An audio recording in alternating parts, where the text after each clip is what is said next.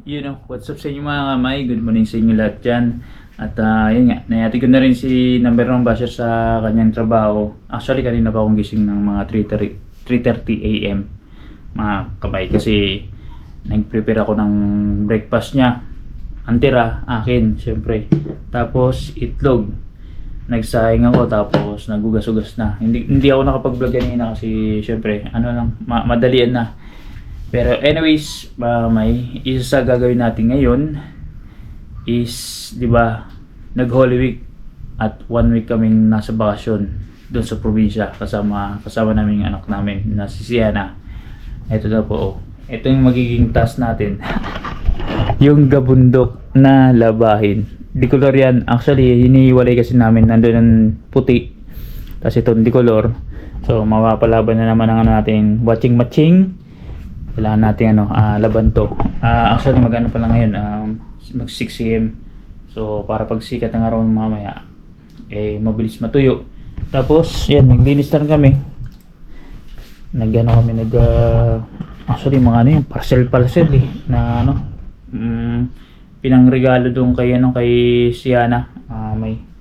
So kumbaga di ba nag-birthday si Sienna. Ito yung mga box niya. Inlagay ni number 1 basher mami sa isang box, tapos binuksan siya parang birthday gift ba namin kay Sienna. So actually maglilinis pa ako dito habang nakasalang yung labahin, linis dito, tapos kakain din ako mamay. Pinapauna ko muna mag-almusal si number 1 basher para siya, kumbaga solo flight ba. So after natin mahatid sa trabaho, so ako na mag-almusal. So hindi to kape, kundi yung parang cereal ba, Energen.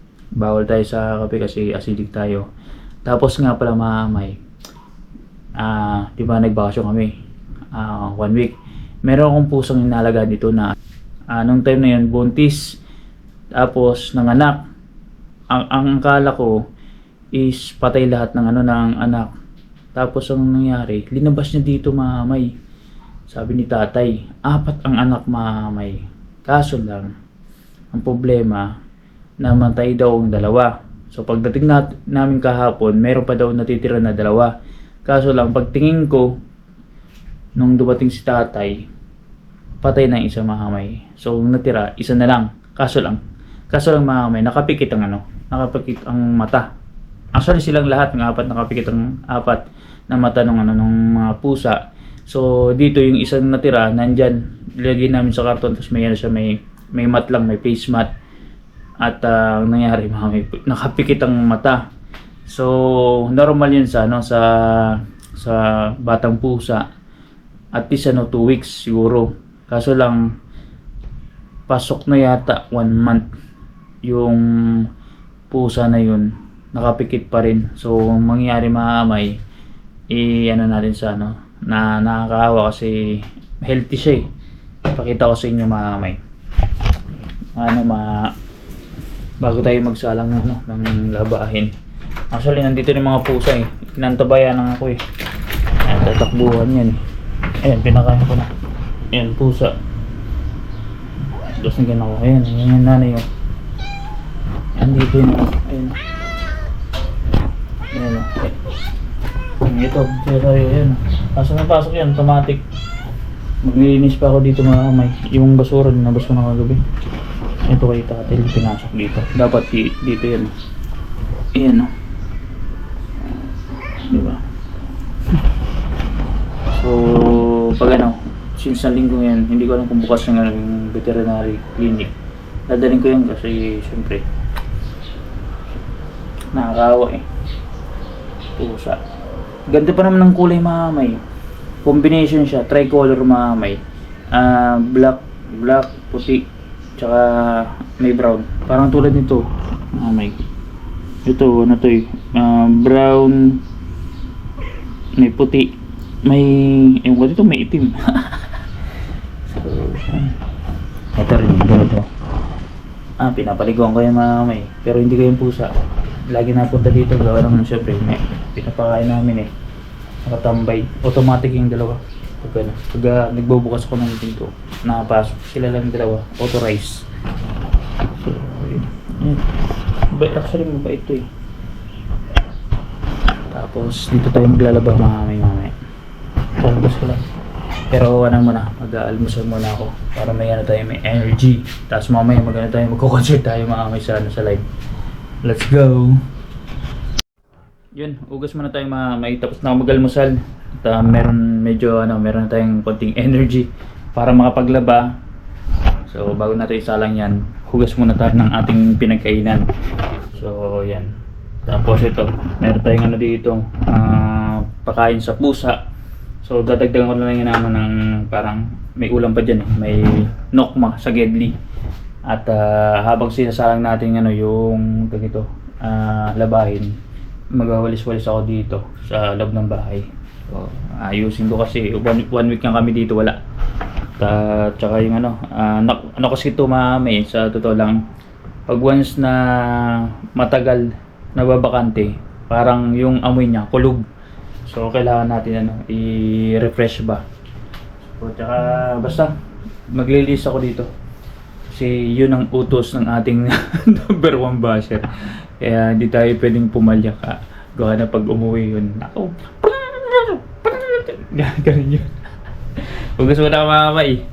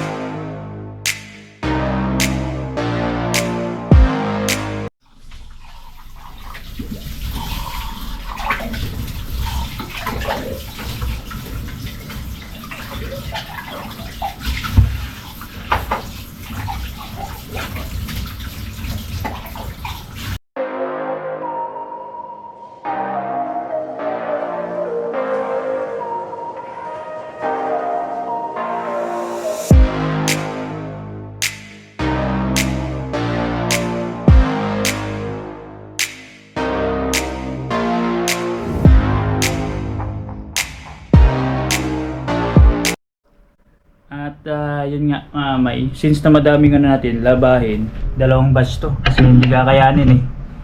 Ano ko lang muna, paghati-hatiin ko muna para 2 salang.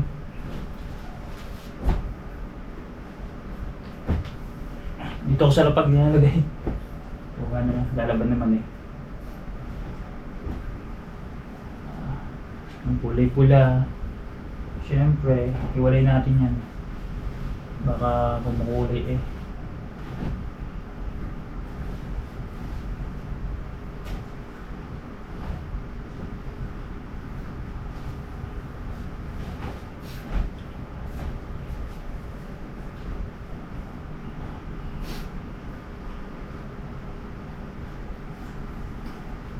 Dami ba? Sulit ang sulit ang lalaban Ito na itong pinakamarami ng labang ko. Kasi every 3 days yata maglalaba. Napainaman kami 1 week ng nag-weekend.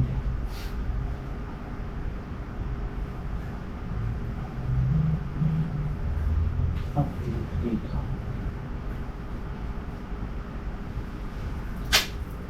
Ito.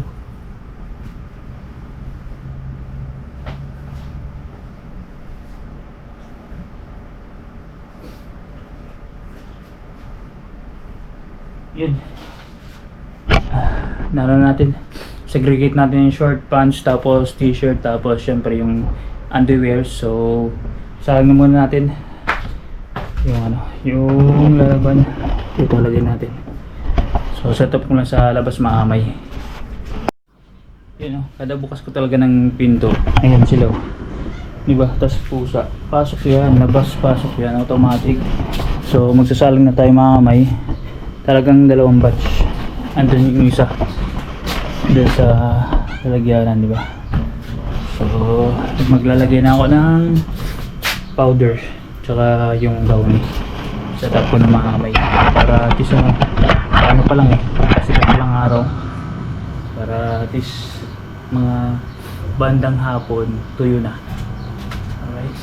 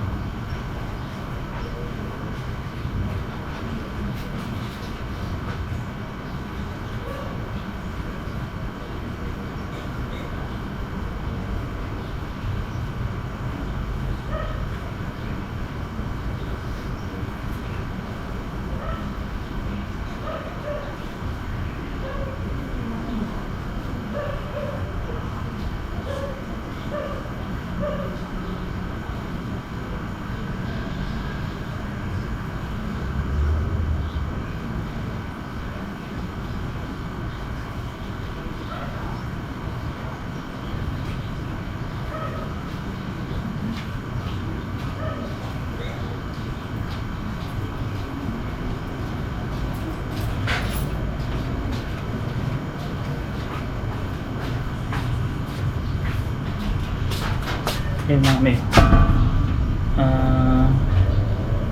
ito liquid powder. So nalagyan natin, tapos powder mixture. Ganun ginagawa namin eh. Ano kaya kami ito na pusa.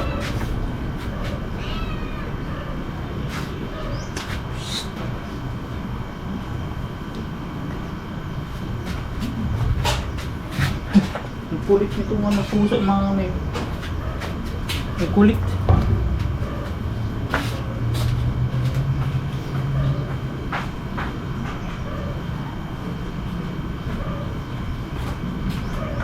Ito to, huwag natin kakalimutan.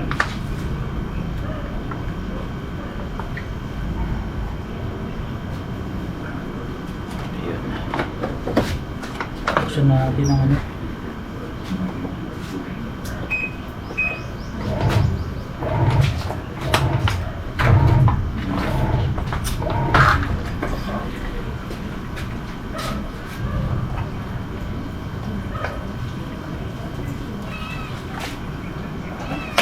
Yan mga mag, let's go.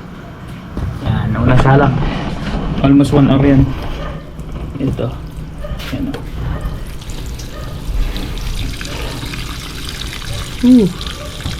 Ito.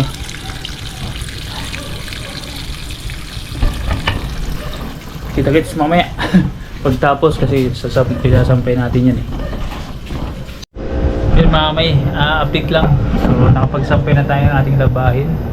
So sobrang dami niyan. Palabas tayo ngayon may para bumili ng ating ulam katanghalian. Katatapos ko lang ng live stream kanina, sobrang tingin na ng post dumpling at sa mga pumuntang audience na nambulahaw tayo sa nag-concert tayo sa live stream. At the same time dumating na sina Sir Street Outlaws. Sobrang thank you sa blessing sa pamutmut. At the same time may yung pusa man nandito sa baba. Dinidilaan ako. So yan, sina ko yung emit nandun, sina Nayoli. At ayun mga may, bili mo na akong ulam. At magtatanghalian muna ako. Tom goods na. Ayun ang pusa mga may. Oy, nandito. Ano siya pikit mata. Ayan. Ito, yan dito ang nanay ng makulit ko. Ano yan?